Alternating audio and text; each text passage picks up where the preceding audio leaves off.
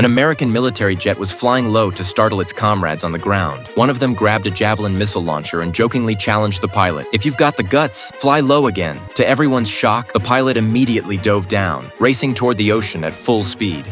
Shit! The sea fell completely silent. The soldiers on the ground were speechless with fear. The pilot, overwhelmed with guilt, screamed and cursed at himself, but it was too late to undo what had just happened. Crushed by regret, the pilot pulled the jet sharply upward into the sky. Then, he shut off the engine entirely, letting the plane free fall. But things only got worse. The plane nearly crashed into people standing on the shore, then spiraled out of control and slammed into a rocky hill.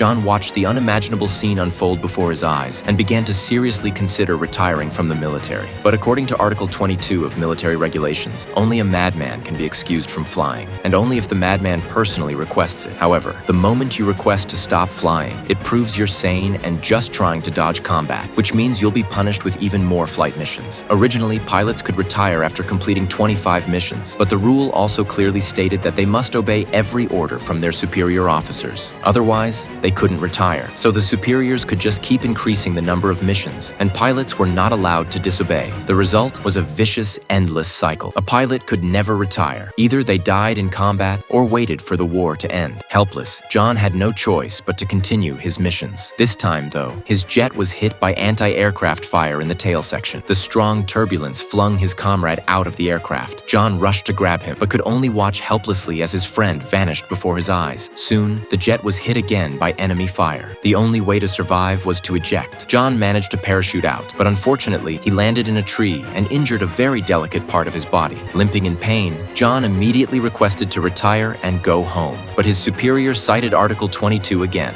Only a madman could be exempted from flying. Illness and injury merely meant treatment and recovery. John had no choice but to continue treatment and continue flying.